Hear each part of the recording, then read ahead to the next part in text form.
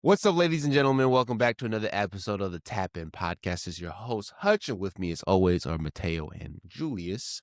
And on today's episode, we will be talking about the EFL Cup, the Champions League, and Europa League. And we'll be talking about the regular Premier League games that happened this weekend. But to start us off, congratulations, Julius, on your team beating the mess out of Arsenal. I know a lot of people were probably happy about it, but I know you were the happiest. Yeah. Stay humble, eh? All I'm going to say, all right, let's get into it Look at this guy because, cheesing. Oh my God. well, yeah, Cheesing, bro. you weren't here last week. We were legit It was depressed. depression, bro. I literally couldn't come up with a better title for the episode except, it's not looking good. Very down in the dumps. I think Hutch changed it to what was it? A depressed tap in. So yeah, I'm gonna be feeling a lot better today because Well I deserved. mean we've had a pretty rough week. Let's just say we've had a pretty rough week. Yeah, few weeks, because we'll get to it, but obviously things didn't go great in our tie versus Madrid. So going into this game where I was feeling very, very confident about Madrid because of all the injuries that they had and all that stuff, and then I got humbled there. I was starting today, I was prepared for the worst, hoping for the best. But first off, I'm really, really happy with what Pep did with the lineup. We basically went as attacking as possible. I guess he finally admitted that Turkey basically has to start so that we have some sort of creative He was fulcrum. great today. Yeah, He was 100%. amazing. So we had a crazy attacking lineup, Holland, Turkey up front. We had Semenyo and Doku on either wing. So we had plenty of pace. We had plenty of creativity. And we did have some questions when it came to how we were going to set up defensively because like we talked about earlier, Gahey wasn't available for this one. The commentators said it's basically, it comes down to the fact that he wasn't officially signed for City before the first leg of the semifinal. Luckily, we got Semenyo. I don't remember how early it was in the window, but I think it was pretty much said and done before the window officially opened, and it just took a couple days for physicals and the rest to go through. But your boy Ake stepped up. Yeah, Ake, bro. Did Ake, amazing. Turning back the years because Ake has been one of those players, along with John Stones, who was the other center back that was probably going to be pairing with Kusanov, and just very injury prone, not playing a lot of minutes, but at least Ake, I think he came on during sometime in the league or he's gotten a couple minutes within this 2026. So I mean, I was really impressed. He came up for some really, really big tackles. Him and Kusanov were running back, cutting off any of those long balls. Kusanov was aggressive out there. He was great. Yes, extremely physical. Yes. Winning And aerial fast. battle. And fast, bro. I was very, very happy with how it turned out. I think there was a lot of questions about should Nori be starting as the left back, but as we found out, O'Reilly was the man for the day. Just first off, I mean, we like Hutch said earlier. I mean, he was one. Some might of them. say Kepa was the guy for the day. Yeah, well, for that first goal, for sure. First off, we had a pretty decent scare very early on where Trafford had to come up big. He had like a crazy double, triple save. Triple save. Yeah, and there was a lot of talk about, oh, well, they're both using backup goalkeepers. Is that a tactically wise? Because, a lot of times if you start off with your backup goalkeeper in one of these cups, you tend to want to finish with them. Apparently, both managers felt that way, and one definitely stepped up a lot more than the other. To be fair, I think Kepa got a lot more traffic headed his way than Trafford because after that initial, what's the word? The initial, I guess, bombardment that he got from Arsenal, he didn't have a whole lot to do because after that point, they kept trying those long balls to Saka, but Semenyo, was poor. Semenyo. And Doku. For me in the first half, he was where the attacking was coming from. We had a couple great chances where he had excellent crosses. It was like 2 or 3 of them, but one in particular came like a millimeter Meter from away. Holland's head. Oh my Or was that god! And I thought that was he the had a second leaking half. header.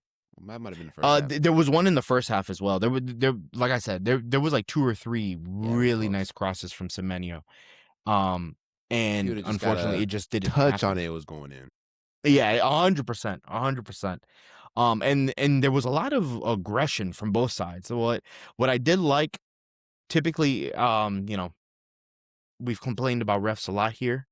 I did like that the ref was, A lot at of least physicality. from the very beginning, he was playing advantage for certain tackles where on both sides I was like, damn, that should have been called. He was letting them go left and right, but at least it was fair enough that it was on both sides of the ball, because there was plenty of times where one player was getting pushed down. I think there was one part where Bernardo like was walking over Trossard. He got up and was like, you know, that weird thing where it turns into like, bro, just it turns into something that it doesn't need to be, just because they don't want to get disrespected and stuff like that. But there was a lot of that. Bernardo got away with a lot today. I'm not even gonna lie.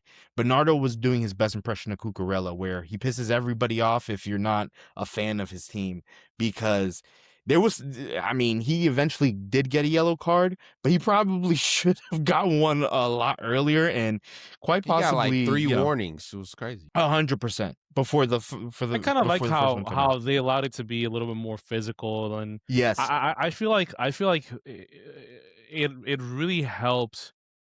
I think like Arsenal in the past has gotten a lot of these fouls on kind of helping them to convert possession and then kind of build up their press or the next attack, and that's been very beneficial for them, He especially didn't when get a the ref yellow. seems to be very like Arsenal sided.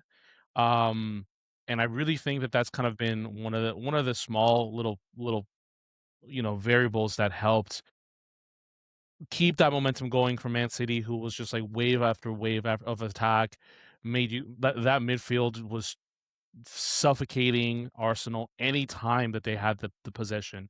And I love that everybody was defending really well. At one point, I was like, Holland is defending better than he's attacking. Holland was tracking back a lot. He was trying to get involved.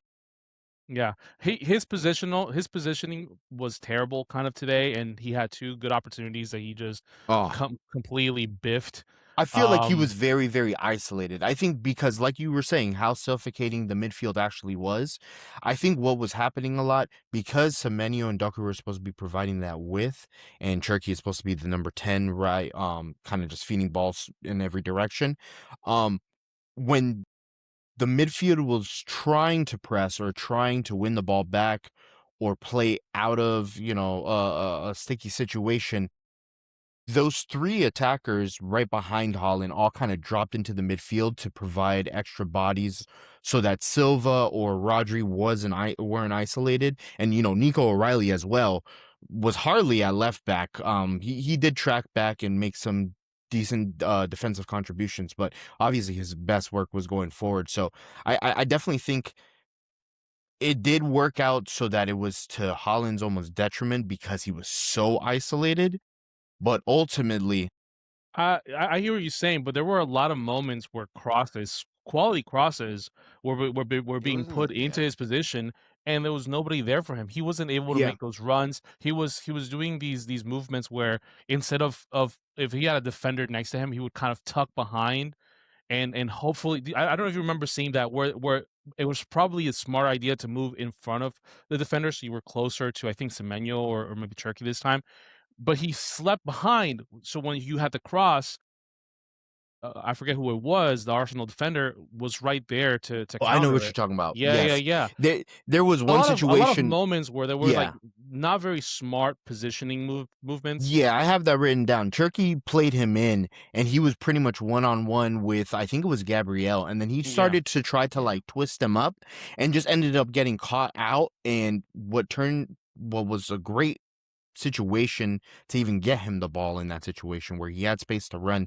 and he very nearly got a shot off, just kind of got biffed because he overthought it or just wasn't, protecting the ball or quite as smart with his movement as I would have hoped.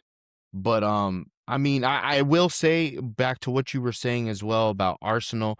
They're very good at winning set pieces. They can win a foul, and then that's where they've been the most dangerous. But I did note that especially in that first half, it felt like almost every single time that they had a free kick or a corner, it was a Man City head that was getting to the ball first and knocking it out or even starting a counter. So I was really, really impressed how we played really great defense, which Yeah, again, incredible defense. considering Kusanov, there's been questions about him. Yes, we know he has electric pace, but he's being paired up with Ake now. Ake has been very injury prone. He's well into his 30s. I don't think any of us were like he's super. 31. I mean, Well, with his injury record, he might as well be 38. I'm telling you, I've seen this man on the sidelines more than on the pitch over the last 2 years. But I don't know. But yeah, the Turkey and Semenyo interplay on that right hand side is what ultimately cracked open the game. There was another chance for another header for Haaland that he didn't make the most out of. But second half, Doku finally started to get a little bit more into the game. They started feeding him a little bit more. He started going a little bit more central, and there was also that moment as where Doku was pretty much one-on-one with Kepa, and then Kepa comes out and like grabs him and fouls him just outside of the box, so he ends up getting a yellow. And it ended up being a wasted free kick for Semenyo. But from that moment on, it really felt like City was starting to amp up the pressure in that second half.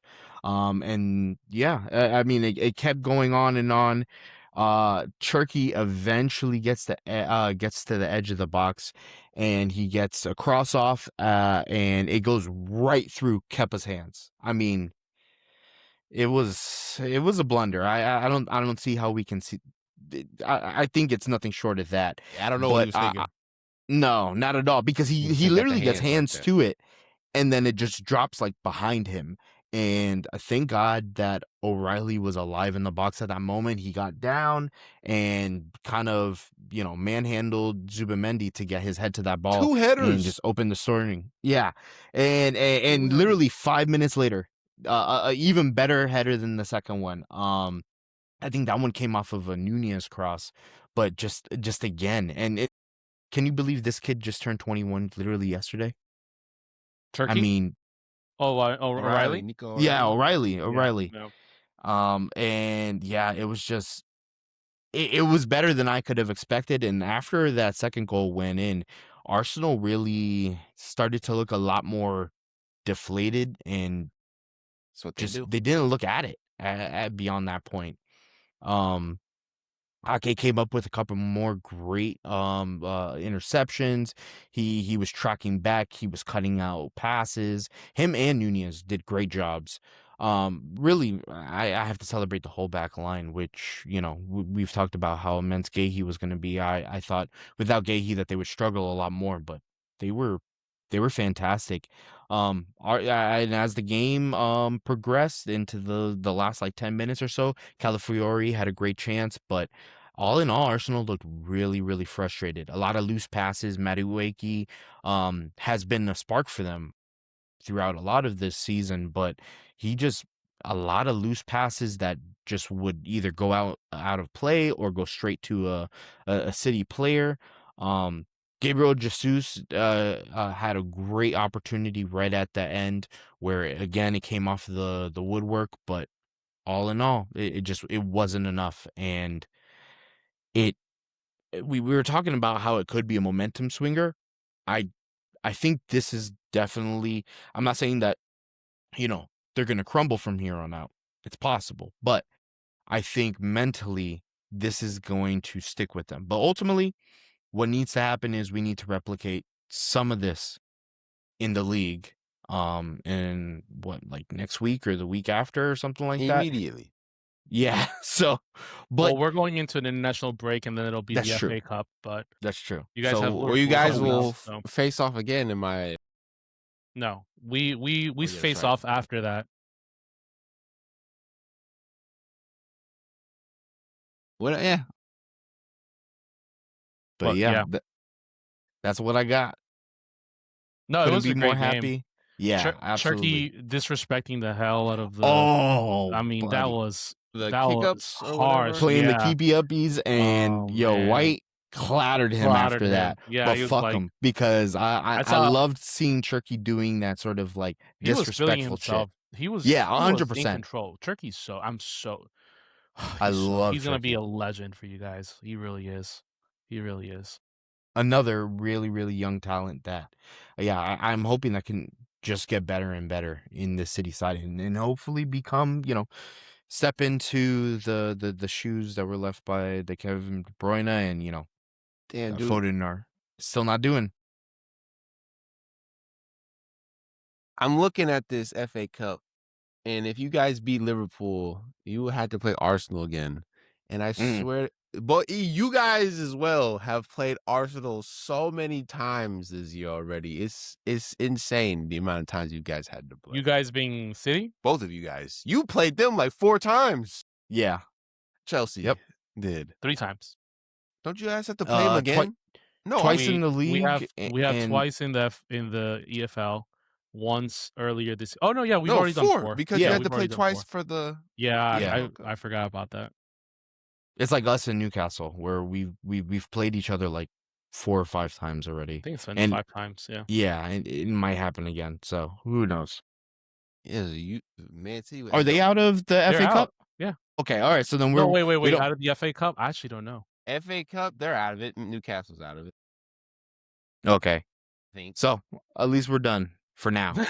But it definitely is possible that we might be seeing Arsenal quite a few more times. And I'm here for it, because I mean, this is what rivalries are built out of. And if we can continue to make them stumble and kill their confidence, that might trickle into their other competitions. Hey man, you guys should win them all, and while they win the Premier League, you win the FA Cup, the EFL. Nah. No, I want to ruin that party. But there is blood in the water. That's all I'm gonna say. There is blood in the water, and speaking of blood in the water, both of your guys' blood were in the water in the Champions League these past couple weeks. No, I'm sorry, I didn't mean to go there, but you took away my happy moment to bring up old shit. About it. I'm sorry. Look, no, that's okay. There's been blood in the water for my team for like the last 2 months, so that's true. I get it, but we talked a little bit about it last week. At least you're still in Europe, though. Yeah, that's fair. But Mateo, I guess we were start with you, since you were at one of the games, right? Well, not for the. I was at the Newcastle game, yeah, right. Which was equally disappointing and sad. And I was really hoping to see at least one goal scored, but I didn't. I did see that awkward huddle with the referee. What's going on, dude? I don't know. Why was he in the middle? I don't know, but look, that's the least of our problems right now. At this point, if they really wanted to try that, if they thought that it did something for them, I was all for it. But them doing that and then losing the way they did, with an early goal, and then just seeing Newcastle just sit the bus down on us, and we don't have any like real attacking creativity, unfortunately, especially on the wings. So that game was just really sad and hard to watch, and it was a very silent stadium. Well, that's not true. The Newcastle away end was bopping. They were having a blast. I was like, damn, should I scooch on in just to have a little fun? They were bantering. Even when we left the stadium, they were bantering the shit out of us. It was really. You were getting catcalled and stuff like that. Yeah. Oh, they were. man. Yeah. It was kind of like after the PSG match, for the Club World Cup. Yeah, it was like that, dude. It was tough, but hey, I still had a good time. I am glad I didn't. I was gonna go to the Champions League game. I'm glad I didn't. It was going to be very expensive for me to go and see them get absolutely ripped apart by PSG. Terrible display from Chelsea. Terrible in almost every position. Our midfield was completely annihilated. Caicedo didn't look that good. Caicedo has been, unfortunately, on a little bit of a slump. Whatever benefits that João Pedro has seen, I feel like Caicedo has seen the inverse. And defensively poor, as you guys already know. I don't know. I don't really want to talk too much more about that because I'm just we are looking terrible right now. That getting beat, what is it, 7-2 on aggregate Yeah. to PSG. Like I look, I didn't expect us to win. I really didn't. Like I knew there was a chance we could win. We've beat PSG in the past, obviously, but this is a different game. We are a different team. We have had injuries. We have a new manager, so I knew we were gonna probably be knocked out by PSG. PSG just has a better manager. Their players are superior. They have surgical accuracy. They are an amazing, amazing team. I just didn't expect us to look so poor. I don't think we haven't since I've watched this season. This is probably the most confused the team has looked. Yeah, no, that's fair. And again, I don't know if it's because of a transition in power, but even at the beginning when Rosignol came in, right? There was it was galvanized. People had an idea of where they were supposed to be positionally, and no game shows how much that has broken apart than, and I know we're gonna get to it, but than today's game against Everton, where you had players fumbling over each other. You had Pedro Neto stealing the ball from Cole Palmer to do nothing with it. You had Enzo and Cucurella mishap that led to a goal, and I don't know what's happening in training. I don't know what's happening overall. Where this team looks like they have completely forgotten how to play the sport. But anyways, we'll get to that. PSG game was shambles. I'm absolutely destroyed. But I had a good time. That's all that Stanford Bridge is matters. awesome. I got to tour it and got some pictures taken. And I sat at the same table that Rosinier does his gaslighting press conferences when he calls everybody a world class player. Fucking janitors are world class players. I digress. Tough. Yeah, Okay. we'll get into the senior chat because there was some things said over the weekend that we gotta hash out in We'll talk. We'll therapy talk. for Well, sure. let's For talk. sure. Let's talk Madrid Tombs over changed. two legs. That's all I can say. Okay. What happened, man? Because So Madrid's looked poor in La Liga this whole season. I mean, they've been up and down. this is the story of the Madrid. So no, it was definitely we talked about it last week about that first leg where a lot of good chances early on and ultimately we just got undone by Valverde brilliance and just couldn't really do much with it. This one I felt like okay, the lineup was a lot better than the game prior because at least in this one, let me pull it up. We had a little bit more creativity. We had I think let me see. We had Reinders in the 10, but we had Cherky at least out on the wing. So already that was a lot better than the first game. And admittedly, we had a pretty decent start. Again, Semenya or Doku off the left was looking really good, very promising, creating chances, but ultimately it wasn't really doing much. And then there comes that moment where Vinicius just did Vinicius things and he had a great shot where he basically I think Donnarumma got hands to it but it bounced off and like hit his ass and then went off the frame of the goal and then somehow ended up back in Vinicius's in possession and he had basically gotten all the way to the other side of the goal and our captain Bernardo who did his thing today but did not do his thing against Madrid. It was a very obvious penalty and as soon as they took it to VAR I was like, "Oh, okay. This is how my day is going to go." He got that red. Vinicius got basically a redo, a mulligan on the penalty that he missed last week. And he converted it, went exactly the same way, and Donnarumma wasn't able to do anything about it. After that point, I mean, it did open up, and we had to kind of we had to kind of come up with solutions. Being a man down, being our captain down, we basically, as soon as we came back from the second half, we had a bunch of substitutions. We changed to a back five. Let me see in what order the substitutions came in, but let's see. Man, you guys. Margehi came on for Ruben Diaz, who had gotten a yellow card prior to that. Nathan Ake again came on, and we sat down Reinders, and then we brought on Semenyo and Marmouche soon thereafter. So we changed to basically a back five with two strikers up front. In Semenyo and Marmouche, Holland came off, but not before he scored a goal. It was a very unusual goal, but he scored from open play, and considering how much of a rarity that's been pretty much this whole season, I'm taking it. Well, not this whole season, but this 2026 for sure. I'm taking it. And there was a lot of good chances on both sides of the ball. We had two goals called offside, one by Doku, one by Aït-Nouri. They had a goal called offside. And then ultimately Vinicius put us to the sword very late on, literally in like I think it was the 90th minute plus 3. So, he killed off the tie. The tie was pretty much already dead as soon as we got that red card. It was very disappointing.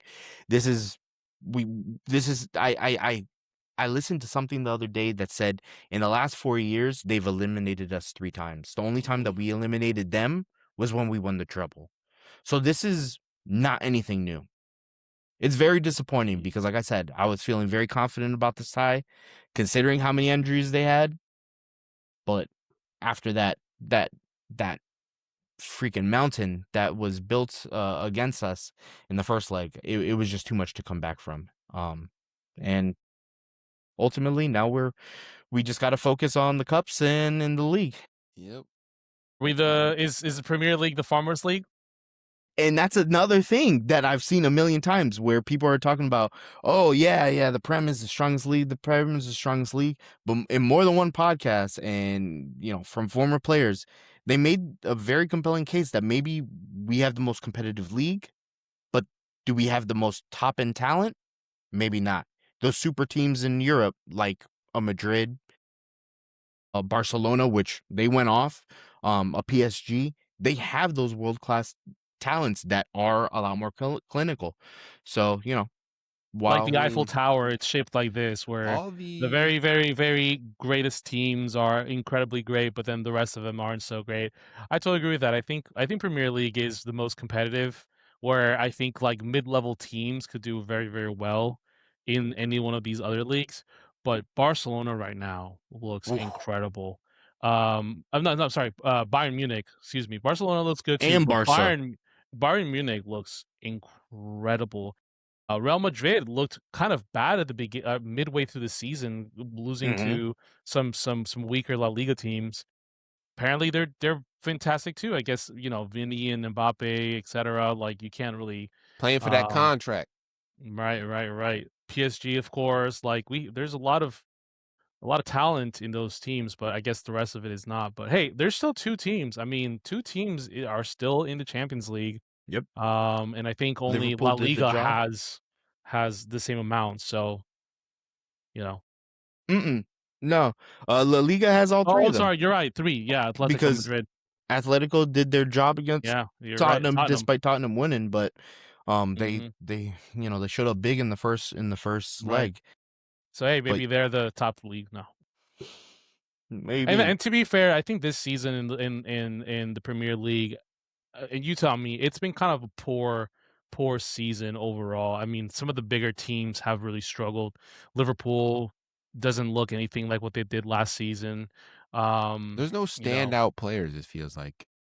In Yeah. the Premier League this That's season. fair. Yeah. That's fair. I was trying to think who would be PFA Player of the Year right now. There's no one that's been dominant. Like no, not you can not make an 100%, argument for even Declan from Rice, but that's maybe about it. Maybe. Or I guess the striker for Brentford. I mean, he came on strong this year, Thiago. Oh, He has like 17 goals, right? Something like that. Yeah, he's been good, but yeah, no, I do agree with you. I don't feel like there's one like Salah went nuclear last year. He's fallen off a cliff this year, but we can't doubt that was like an all-timer season last year, and that propelled his team to win the league. But yeah, no, I agree. It doesn't feel like there's been one lights out player this Probably season so far. Gabriel or Saliba. Defensively, yeah. I mean, ultimately that's what's giving Arsenal the league this year is their defense, and I think Gabriel overall has been probably the best center back. Yep, I'd agree with that. Yeah, unequivocally the best center back right now. I could agree with that. I would probably say him. Declan Rice is another good one, but I feel like he's had a little bit of a taper, like a little bit of a plateau. Gabriel's been killing it. In his first game back is when they 4-1'd us on like December 30th. He was it was when he went up with Emi Martinez with that controversial I think it was header or something that went in. But yeah. And Arsenal, they squeaked it through. We talked about it last week. They got lucky with that penalty. But I didn't remember. What was the aggregate? It was 3-1. So, this game they were a lot more convincing as they had.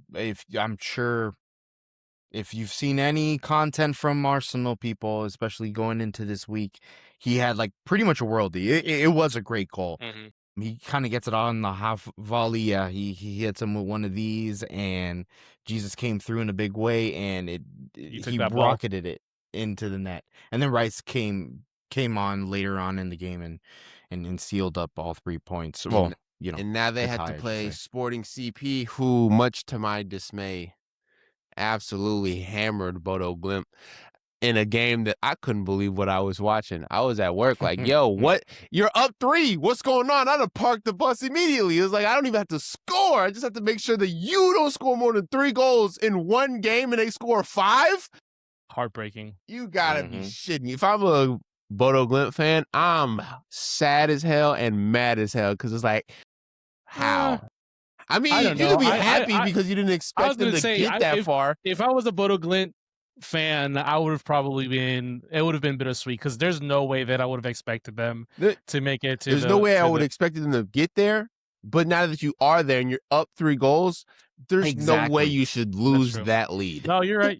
Or just show not no fight, but they didn't build on the lead. They didn't protect the lead. They completely capitulated, and Sporting came back with 5 goals in that game, and it was just they were all over them. Yeah, we knew there was going to be a remontada, at least one, and it came very, very early on.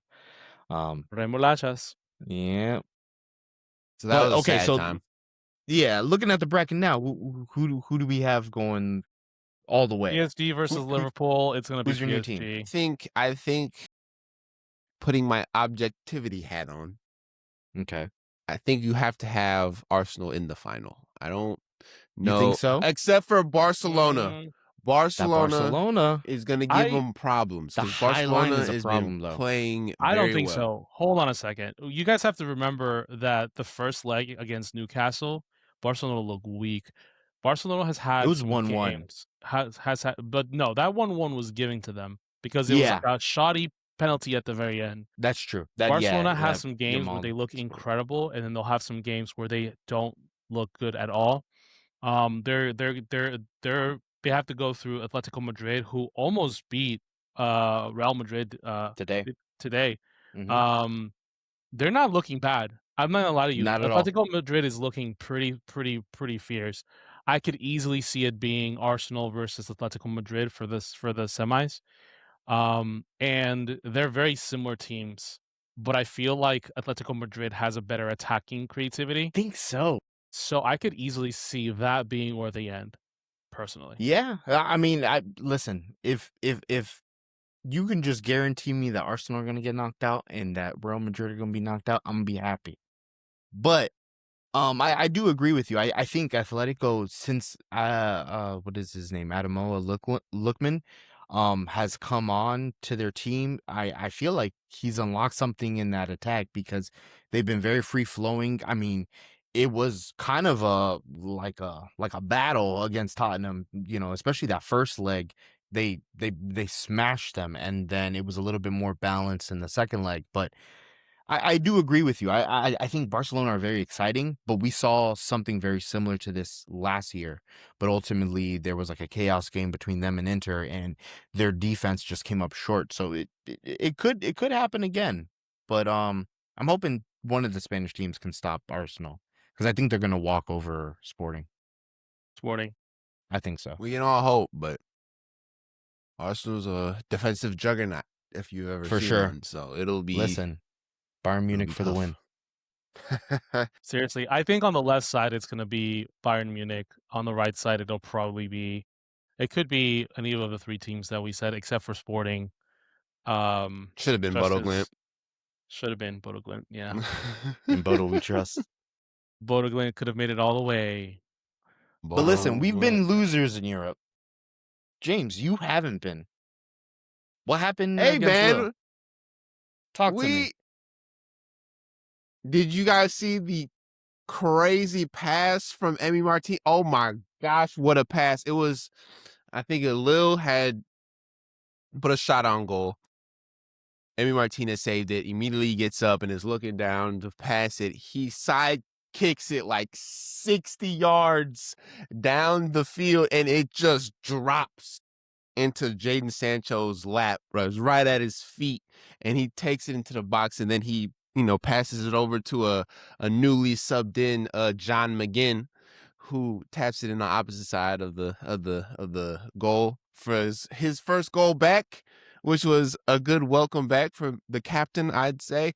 And I had to watch this game in like spurts because I was at work and it was very busy and I had to help a lot of people. So I didn't really get to see our entire form, but I do know that defensively speaking, we did do very well in limiting Giroud and their passes into him and keeping him off the ball, because when he did have his chances, it was close. When they got that ball crossed in, he was like you said about Haaland earlier, there was a few times where it was like right there. If he'd have just got his head on the ball, it was in the back of the net. So we did a good job of limiting his success rate, because it was 0, because they scored no goals.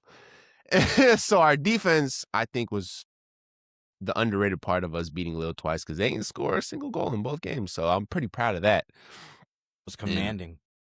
And so we've really been playing really well in the Europa League, while we've been struggling in these Premier League matches against the lesser. Oh, I guess we can't call it lesser leagues now, right? I mean, but anybody could beat anybody is what I've learned. So we've been doing pretty good, and now we're on to the next. I think we're playing Bologna. Yes, I want to say you didn't get Roma, so you don't have to see Marlon again. Well, they don't have to see a revenge game from my man Marlon. So I'm happy about that, because apparently he was killing it over there. Mm-hmm. He had scored like 7 goals or 8 goals or something crazy since he's been there. So we played pretty good against Lille and Giroud, which Mateo, did you know he was on there? Because me and Julius had no idea that he was even still playing. I thought he was still at LAFC or one of the LA teams. Did he go to the MLS? Yeah. I'm almost certain he had gone to one of the LA teams. I thought it was LAFC. He should have stayed there and played with Son. Yeah, exactly. But yeah, man, shout out to Jadon Sancho. John McGinn had great words to say about him after the game. He was the man of the match, even though he didn't score any goals. He was creating so many chances. He's so great on the ball. I think one of the best. I don't want to overestimate, but he is one of the best, I think, on the ball when he's given a chance and he's in top form. He creates a lot of chances for us, and that's what he did in the second game against Lille. And was the reason why we got that first goal in the game. And yeah, man, I'm just kind of happy. I'm kind of happy right now, because it was depressing for a long while today. And then today happened. I didn't get to see the first 70 minutes because I was knocked out. I'm not going to lie. I was up late last night. So I was knocked out. Well, you went to that great St. Louis game. Dude, that was that last goal, dude.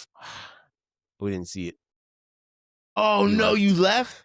I saw it on Reddit the next day, but I was like, dog, it was a great. I saw it when I got home and was on my phone. I was like, no, because the funny thing about it is that we left at like the 78th minute because we were like, all right, man. What the hell? That's too early, especially when we left in the 78th minute because, well, first of all, take that kid off right now. Well, first because, hey, this is a tough kid. I don't know what you're talking about. But first off, we were in the supporters section, so we were standing the whole time, which was kind of dead, but it was kind of fun at the same time because we were with all the regular people, I guess you could say. And then they play drums and wave flags in yours? They're waving the flags 24/7, and they're starting chants 24/7. And it was good. The first 2 goals was great. The second one was my favorite up until, the third one. I didn't get to see that, of course, but it was a corner kick. It was a beautiful corner kick into the I don't know the guy's names that well because I don't follow St. Louis City that much, but he had a beautiful he turned his body and then like headed it in. Like it was coming this way and he like turned his body and then like bow like that way. And then went straight in. We were going crazy. And then when we left, we were walking to the car because we left early because the traffic down there after the game is the most horrendous shit ever. It takes like an hour and a half to get out of that entire area when the St. Louis City games are happening. So we were like, you know what, we're just gonna get ahead of this because we're winning. And I don't think when we were watching the game and we were controlling the ball, so I was like, all right, we're winning. We're not going to lose this. So we could leave right now and get home. And then as we were walking down the street, we hear, we look back. Like, no! We look back and we can see the Jumbotron from the street and it says goal. And we're like, damn it. Why did we leave? I was like, we shouldn't have. I was talking to my friend because he kind of wanted to go. And I was like, this is your fault. This is all on you. So yep, it was a great game. I got the tickets for free, and hey, the atmosphere of St. Louis games are always great, even though we suck. Well, it's early in the season, so I guess better than Orlando, bro. Orlando has gotten smacked up twice, 5-0 this season. That game was the first time they scored in 3 matches. Okay, well. We all in the mud. My friend was like, on our teams. My friend was like, see, they just needed me here because this is my first soccer game I've ever been to. So they need me here at all times. And I was like, hey, if that's the superstition, I'm for it, I guess. But yeah. He has to go every week now. So it's been a good few weeks, couple weeks for soccer, and for me at least. Sorry, no shade meant. Let's go back to the depressing stuff then. Let's talk Everton versus Chelsea. I can't even, honestly. Do we have to? I'm so dejected. I'm so depressed. I'm so bummed out. That game was really tough to watch. I just, I don't know what you do with this team. You know what I mean? Like, it's just like, it'll bring you such highs and then it'll just crumble you. Like one day you lose to Brentford 2-1, and you just remember seeing Trevor Chalobah and Tosin just staring at a ball, waiting for like not even doing anything about it. The next game you're fucking destroying Barcelona, absolutely suffocating them.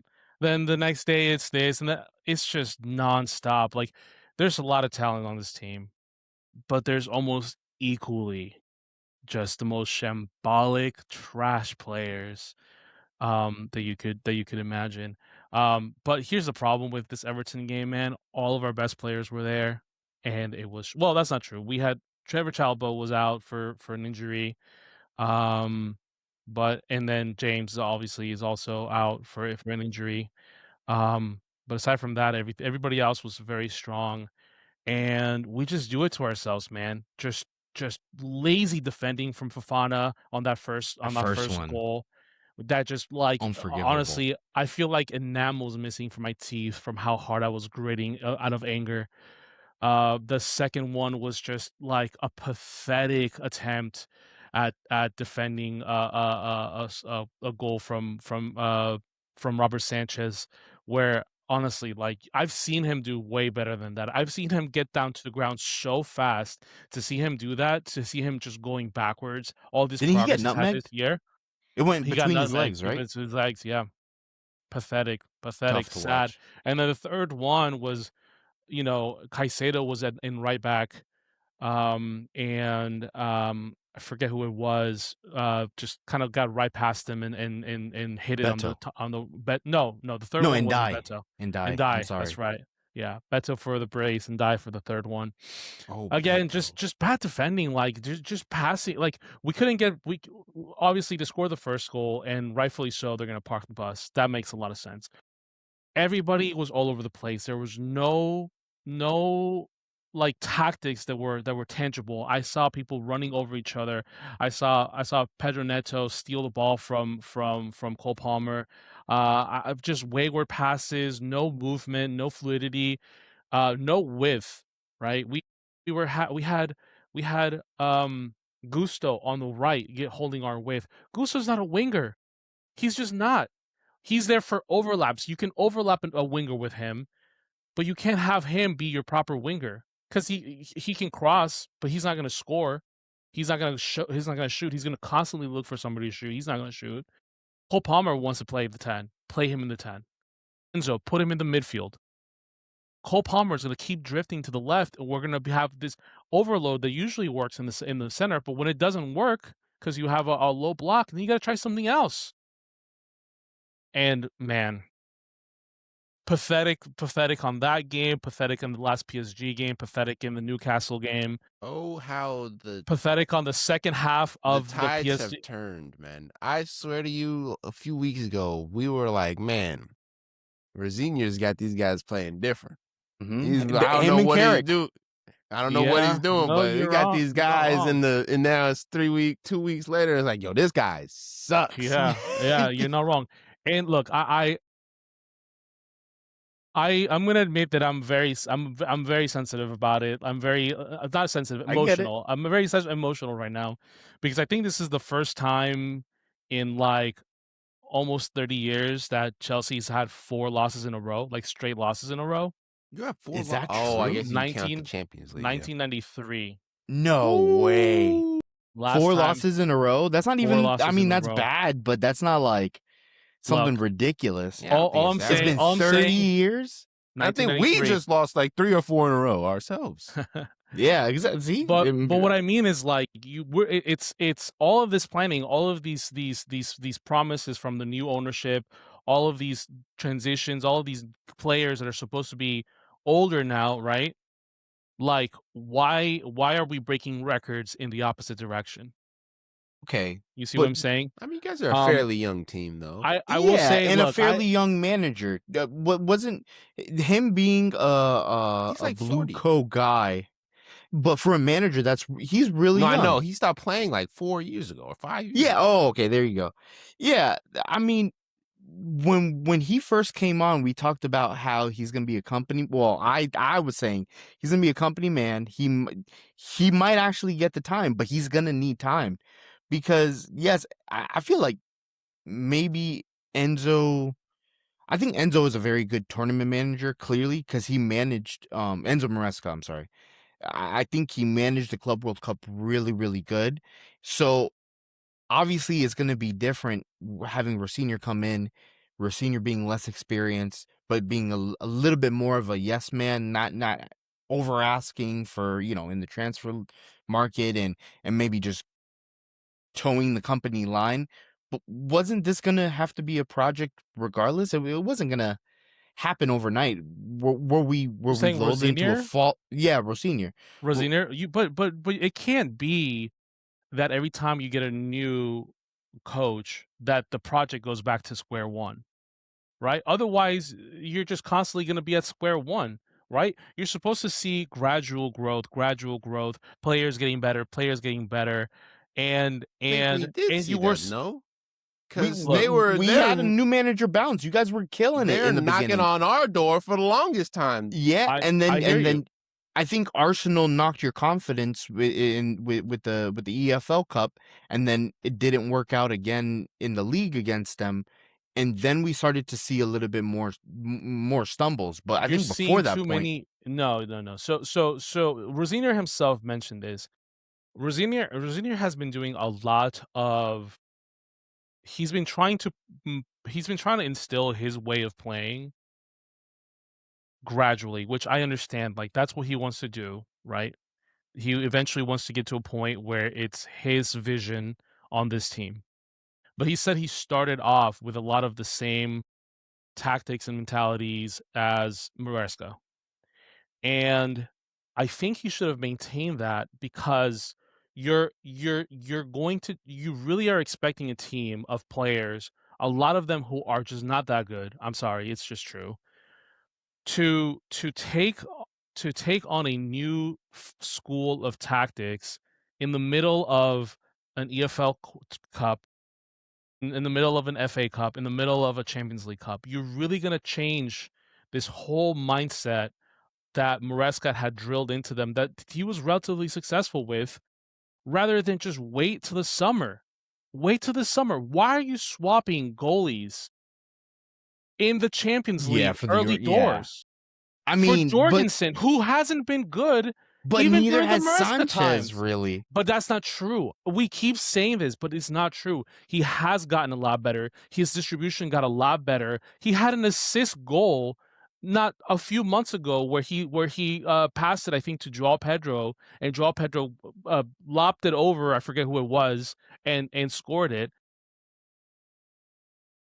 Sanchez has looked a lot better. He's a great shot stopper. He is. But he's, and I'm gonna sound so mean right now, and I apologize. he's not the most intelligent guy. Intelligent, yeah. Things I don't know. Snapping. Yeah, he gets overwhelmed easily. Is what I'm trying to say. He gets so. overwhelmed easily. He needs instinct. He works great when he has a set play style, and it's just instinct. He can't think while there's pressure. He gets nervous, he gets jittery the moment he gets scored on one time, it completely goes away. I think we saw that in the first PSG game. Exactly. The first PSG game? No. That would have been the second. Oh PSG. No, was that? Yeah. Because Jorgensen was the first one. I'm sorry. Yeah. No, you're good. You're good. It's just like it's little things like that. Like I understand that you've come into a new team and everybody has a clean slate. He said that, right? Everybody has a clean slate. But that doesn't mean that you just erase the history of this team. You have to educate yourself on the history of this team, where the strengths and the weaknesses are, and you build the team accordingly. You have to transition a little bit later, maybe towards the end of the season, where your position is just like concrete, or over the summer where maybe you'll have a transfer window. Maybe you'll have Paez come in. Not Paez. Paez is going to stay in Argentina. But you're talking about Nico Paz or no.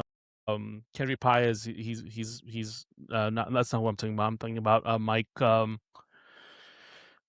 goalie for Strasbourg, I always forget his name. Mike Penders. Penders is coming in. There's a couple of other players coming through. Like you're gonna have an entire summer. There's no Club World Cup. There is a regular World Cup, but you're gonna have most of a summer to instill your vision, to train them up. Don't be doing this nonsense now, where it's causing confusion. Where you have players just like overlapping and slamming into each other, not knowing who to pass to. Like, I don't know. Look, I right now I'm a little bit annoyed because it's the ugliest that this team has looked. Even during Maresca's period when we lost games, the team looked good. We just didn't have the talent. All right, he wanted to play in through the wings, right, which is a really Pep style of play. We just don't have wingers. Period. Right. These last few games, it didn't look like we were Premier League teams. We almost got our asses handed to us by Wrexham. Shout out to Wrexham. Shout out to Wrexham. Wrexham were looking very good and very up for good. That game. Very good. That's what I'm saying. We look weak. We haven't had a clean sheet in 2 months. We've gotten scored on. I think we've collected like 30 goals since he's been in. that's where I got to push back on you, bro, because just based off of what we talked about with this Everton game, those first 2 goals were errors on the part of one Fofana and then the second on Sanchez. It's easy to blame the manager, but if he would have just came in and just kept carrying on with the same exact model that Maresca had and play the same exact style, don't we want managers to come in and impose their own style? I understand that maybe it's maybe it was bad timing, but that's also why we want certain managers, so that they can impose their style and make their. How many times have we complained about other managers for other teams because they don't have a imposing clear definitive their style? We're talking about. I think you're talking about freaking what's his name for Man United. Amorim, but he was the one that was too married to his style. But that's what I mean. It's like you should learn from Emery, where he comes in and forces a team to do his style of play versus playing to their strengths. Look, Julius, you're manager of Chelsea. Congratulations, you're a millionaire. Now, you know the defenders we have. Are you going to play conservatively with your line? Or are you going to do a high line to do the aggressive over number or whatever to just score a bunch with the defenders you have right now? Are you going to go that aggressive?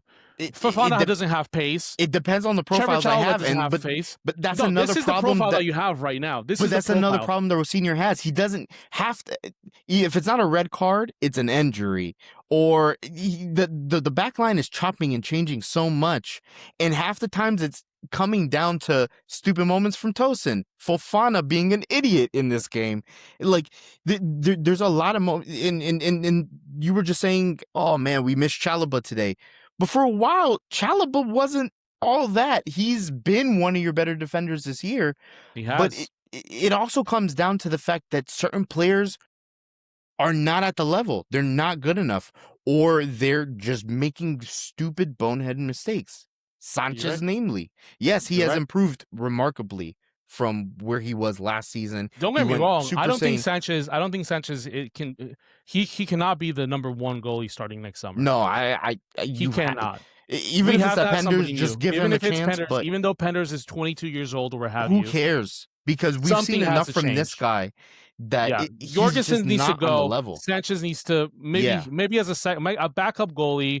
I could see if he's willing to do that, but he cannot be the number 1 starting next season. But you see what I'm saying? Like, I hear what you're saying, but like if you're Rosinha, you have to know these things, and you can't play as aggressively. It's your job to know. Stop playing from the back all the time. Stop. You're going to need to get rid of Malo Gusto and Cucurella, because that Malo Gusto and Cucurella are reasonably okay. Yeah, but they range forward, and then you guys are left exposed with just Fofana and Hato at the back, and then an idiot in goal. Then what are you supposed to do? An airhead. I don't know. Look, I don't know. I don't know what the solution is. I don't know that I want Rosinha out, but like we can't keep falling back this way, and something has to change. Obviously, like everyone's in agreement that this ownership right now is probably not what this team needs. I think something has to change with like the sporting directors or the ownership. I think Todd Boehly should, like, I kind of wish that Todd Boehly could buy out Clear Lake Capital. I know that's kind of a weird one, but like, what is it, Egbali is the other guy, right? Egbali is the chair or whatever of the Clear Lake conglomerate. And then Boehly has like he has like 33% of like the smaller conglomerate. It was them two that had the power struggle for a little bit. Yeah, but Todd Boehly was, when he started, he was the one that put himself as sporting director. I know. And granted, he did a lot of dumb things, a lot of bonehead things, but he wants to win. Yeah, he wants to win, and he was willing to throw the money in the funds. Yes. Like, yes, I agree. He was very aggressive in the market. Some of it was very misguided. It was literally who Arsenal want him. Oh, okay, we're gonna get him. It was Mudryk. for Mudryk. It was Mudryk, and Cucurella. Cucurella against us. He was like, Man City want him, so he must be really good. Let's get moved. But to be fair, if you go through the list of the people that he signed, a lot of them did end up becoming good players for us. Was Caicedo under him? No, Caicedo wasn't. It was right before. Actually, he might have been around that same time period. Yeah. Because you guys were just splashing money. That's when you guys spent $1 billion. And Caicedo was like 100, and then you guys bought Enzo for over 100. You guys were just throwing cash, throwing money, and unfortunately, we were also putting these ridiculously long contracts, and unfortunately, really high salaries or what have you. But like, unfortunately, that's what you have to do right now to be competitive. You have to splash that money. Like Liverpool knows that, Arsenal knows that, you guys know that. You can't have Tottenham doesn't know that. You can't play Moneyball with teams in the Premier League. You know who does that? Mid-table teams. They are mid-table teams because they build up players and then they sell them when they're making a profit. That's why they're stuck in the mid. Yeah. You have to. Unfortunately, that's the name of the game. So if you want to make your returns back, if you want to make your money back, if you want this team to go into the Champions League and win trophies and have people stick your logo on all their merch, and you want to make your money back, you're gonna have to reinvest some money. And you've made a couple of bad investments. So either sell your shares to somebody who wants to make money in the later run, or you need to start splashing money. Because what we have now is bad. Our squad depth is zero. There's nobody on that bench. If we're struggling, there's nobody on that bench. We don't have wingers. You have Esteval. We have Esteval, which we barely play. Yeah, and Garnacho, who is a squad player. What's up with right? Why wasn't he starting in this game where you were talking about Cole Palmer in the 10? I don't understand it either. I think that the starting lineup, the front four should have been Enzo on the left, holding like a weird left pocket, sort of like box crashing situation. Right, he's not a winger on the left, but whatever. We don't have a winger on the left, period. Or play him with Caicedo in the midfield like we have in the past, right? Esteval on the right, Palmer in the 10, and Pedro in the center. Every single time that Cole Palmer had the ball, he was two out in the right. He was overwhelmed. If he had been in the center, he would have probably had more opportunities to get the ball, or maybe even. And he's not attempting to score either, which is also so frustrating. He's Cole Palmer. Yeah, Palmer is like in his head. He's lost his confidence, which is so frustrating. Where he used to make these risky passes, now he's doing touches. Beat our ass. Touch nonstop. 2-3 touches every time he gets possession, just looking around, lost. It feels like Foden. It feels like Foden, where he's lost confidence. Feels like Ollie Watkins. Well, Ollie Watkins looked good today. We'll get to it. We've been having a therapy session, but Ollie Watkins came good. But I understand that, like, where it's either injuries or just being mentally fatigued. I don't know what it is. Maybe just coming off such a crazy long season last season for you guys especially. But he's off the pace since he's come back for sure. So yeah, no, I can't sympathize. I fear that these losses are gonna just be this vicious circle where everybody's gonna have like a confidence dip. We're gonna just be worse and worse and worse. We really have to nip it in the bud. Otherwise, I'm honestly, one of the things that I'm most nervous about is that all this toxicity is going to cause our best players to want to leave in the summer. I think it's a lost cause for 2 players. I think 2 players are for sure gone, and that's Pedro Neto is going to be gone in the summer. I can feel that already. Yeah. To where? And I think he might go back. Honestly, I see him as Benfica, maybe. Okay. I can see him. He when we played against Mourinho, he talked very highly about him, and he's Portuguese. I think he wants to go play for the Portuguese league again, and I think he'd be great, honestly. And then I think Enzo's probably gonna go. I think which we're gonna miss him because he's I think I've said this before. He's not someone where you can point to him and say he's the best at that. He's not. He doesn't really have pace. He doesn't really have a lot of IQ or creativity. He's a great box crasher, but Yes. he's kind of a mass. He's a jack of all trades. He's And the glue. so he's the glue. He can go all the way deep and defend. He can make these crispy passes and crispy crosses to make things happen. He's one of those few players that can actually get past a defensive line and either score himself, or like with you guys' game, with Aston Villa's game, where he passed it through the legs of I forget who, and Joao Pedro was able to finish.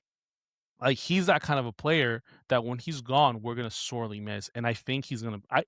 I'll be surprised if we see him in the next. And he's proper Chelsea. Like, I know it's a weird thing, but he's one of the few players that when you see him in waiting for the game in the whatever it's called, In the tunnel. he's just fucking focused. He wants it. He wants to win. He is properly like in it. Whereas I He's your feel like captain. everybody else, yeah. Yeah, Reece James is up there too. I know that Reece James is not ever going to leave Chelsea. He just signed a new contract. Unfortunately, he's injured quite often. But anyways, sorry, I'm kind of on a bit of a rant, but it's been tough. I feel like I'm bad luck. I went to see them for the Newcastle game, and now we're in like the mud, man. Hey, Fuck! man, I should have gone, we all man. have those slumps. Like, dude, 100%. Damn, bro. Aston Villa, we was getting beat by everybody, dog. It was like, Oprah, you get a goal, man, you get a win. But not this game. Not this game. Not this game. Look, this game. These are, by the way, really quick. These are the next games we have. So this is you guys what play we're Man dealing City with. next, right? We have Port Oh, Vale, which Lord. I could easily see us fucking eating. You guys can beat Port No. Vale. Not against Port Vale. What are they in the championship? We almost lost to Lincoln in the Yeah, EFL but Cup. they But you didn't. Almost lost to Lincoln. But you didn't. Man Where's City, Port- which Man City, you guys are. I could see us for sure. I feel like we're gonna lose that one, but you guys are so random sometimes. I thought we were gonna win the last time that we met as well, and then you guys scored and that. It was with McFarlane. Enzo, Yeah, Enzo had a last minute equalizer and fucked up my whole day. Damn, my bad. We have Man United, which they're looking pretty damn good. They dropped points today, did they not? They did, and that's another. Not to pile on you anymore, but it's even more frustrating that you guys couldn't get a result today. Because we could have been fourth in the league today. Exactly, because Liverpool lost to Brighton, and United got a red card and drew against. I remember Bournemouth. seeing that. I was like, we got so lucky because everybody dropped points today. Yep. And you did what needed to be done. Yeah. Fuck. Tell me about that West Ham. Okay, go sorry, go ahead. Brighton, really quick. I'll go through the rest of it. Brighton, which we lost to earlier this season. And Nottingham Forest, which just beat fucking Liverpool.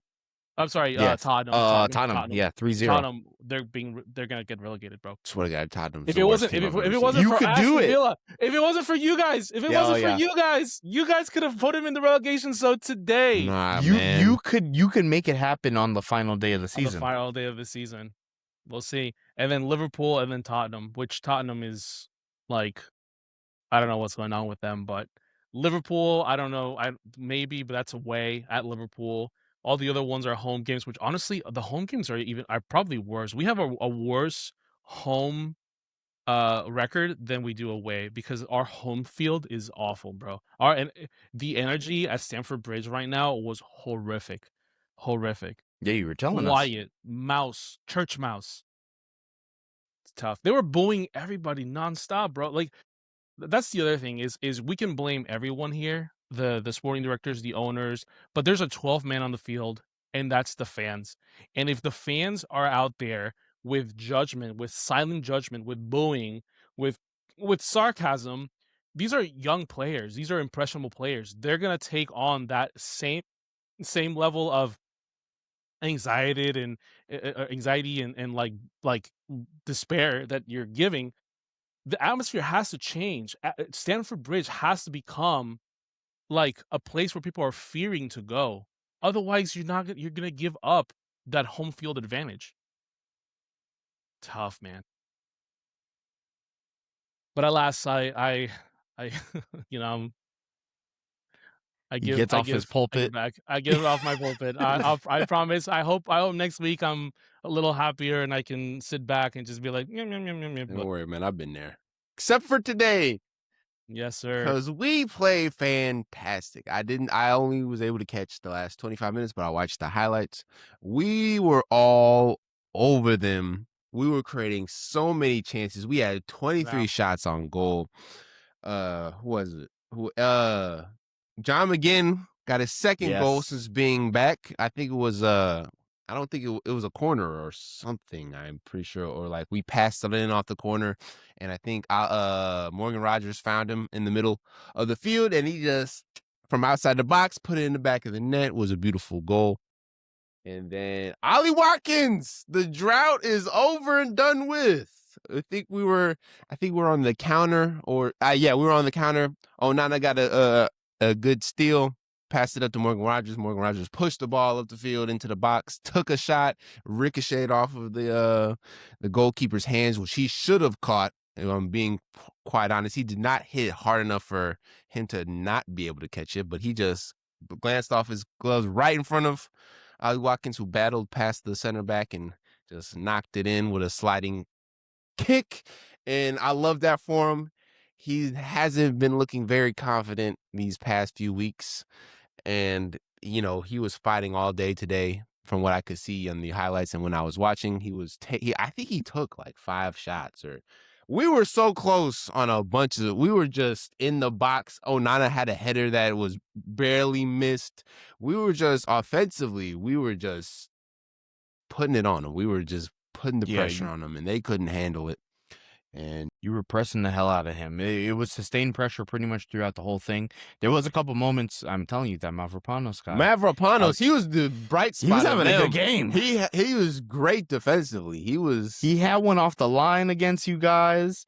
He was putting in tackles all over the place, but you guys just had that sustained pressure, and eventually they cracked. Sustained pressure, and I was happy to see my man Yuri Tielemans' first game back, subbed in like the 67th minute, I think. And now that we've got our two of our centerpieces back, and John McGinn and Yuri Tielemans, and we got all these other players that we added in when they were injured. Our team feels, I don't want to say it was better than when we were on that streak, but it feels much better than it has in these last couple of weeks. Because I think now with the rock that is our captain being back and our playmaker being back, we're not going to win the league. That's gone and done with. That ship has sailed. But we can place top 4, top 5, and make it to the Champions League if we don't win the Europa. And I think we have a pretty good shot at that. If going off of how we played today, if we can keep up that level of play, then I think we're gonna have a successful last 9 games. I think is left. Looking pretty good for us Villa fans, I'd say. But anything can happen, of course. I didn't expect us to be this bad for the last couple months, so you guys actually have a really good rest of the season. Your schedule, it's Nottingham Forest. Yeah, we play Nottingham Forest next. Sunderland, Fulham, Tottenham, and Burnley. Yeah, so y'all could go crazy, and we need this game really strong. We needed this game. The players needed this game, because I think we lost the last 2 or 3 games at home, which is kind of unreal for us. I think in the Premier League we were on a 3-game losing streak, so we definitely needed this this confidence booster that was today. Everybody played well, and so we're looking up. Things are looking up. Everything's coming up, Millhouse. All right, ladies and gentlemen, that has been another episode of the Tapping Podcast. Hopefully next week it'll be a little bit happier for Mateo here. Because let me tell you, my man went on 2 rants this episode. But you know what? I understand. I get it. I get it. Hey, get it out. You got to get it out, man. I've done it many. Get the poison out. You got to get it out. So comment, subscribe if you haven't already, and we will see y'all next week.